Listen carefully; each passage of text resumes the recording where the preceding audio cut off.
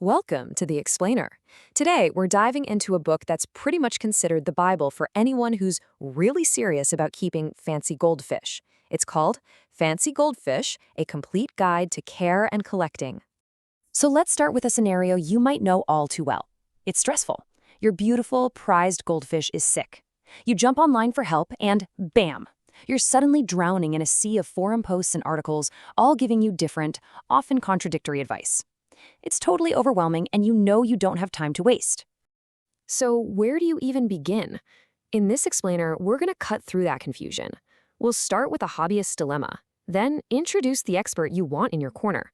We'll explore why this book gets called a disease Bible, look beyond just sickness, debunk some common myths, and finally deliver the verdict. All right, let's kick things off with that core problem, what I'm calling the hobbyist's dilemma.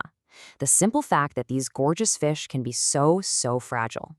Here's the challenge in a nutshell. These fish are stunning, right? With their unique shapes and flowing fins, but they're also surprisingly delicate. Because they're so highly bred, they can be prone to all sorts of health issues. And finding trustworthy, science-based help when things go wrong, it is incredibly tough. And that's exactly where this book comes in. Fancy Goldfish is designed to be that single definitive guide that cuts right through all that online noise and gives you real answers. So, what gives this book its authority? It's all about the authors. This isn't just a collection of opinions from some guy on the internet. It's co-authored by Dr. Erik L. Johnson, a doctor of veterinary medicine and one of the leading specialist fish veterinarians in the U.S. You're getting advice directly from a medical professional who deals with fish health for a living. So, what do you get when a vet writes a book for hobbyists? Well, you get what many people have started calling the Fish Disease Bible. Let's look at its biggest, most important pillar, how to diagnose and treat your fish. And hey, don't just take my word for it. Reviewers say this again and again. It's seen as a practical, professional-level medical resource you can keep right there next to your aquarium. It's less of a book and more of a tool for when you really need it.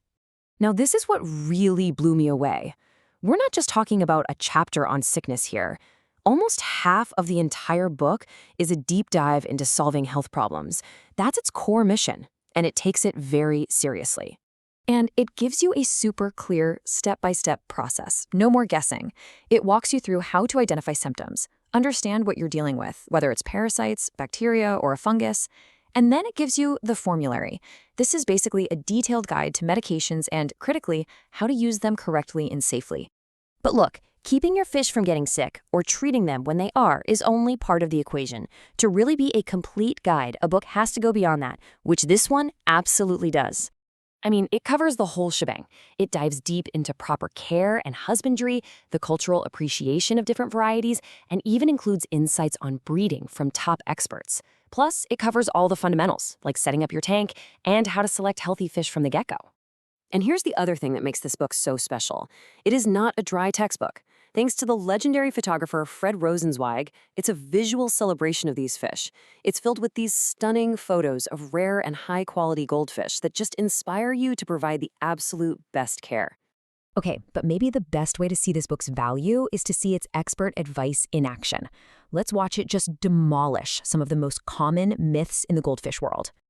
First up, food. The common myth is that you just toss in some simple flakes and you're good to go. But the reality? Dr. Johnson makes it crystal clear. They are omnivores.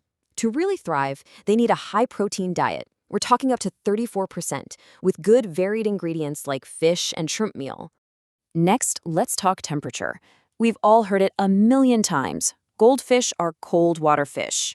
Well, sure, for a standard comet in a pond, that's true. But for these fancy breeds, the experts will tell you they actually flourish and grow way better in warmer, more tropical temperatures, ideally in the mid to high 70s Fahrenheit.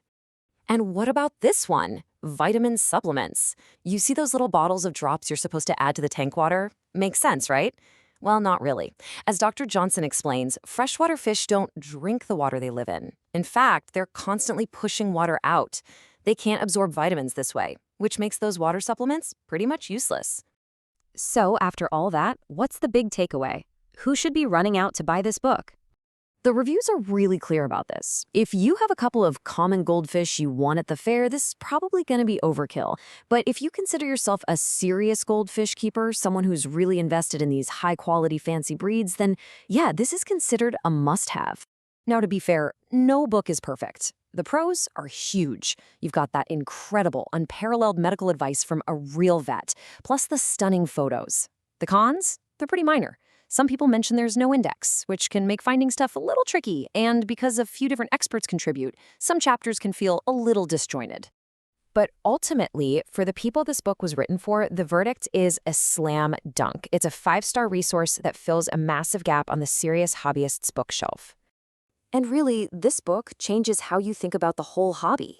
It leaves you with a final thought, a bigger question. It pushes you beyond just being a pet owner.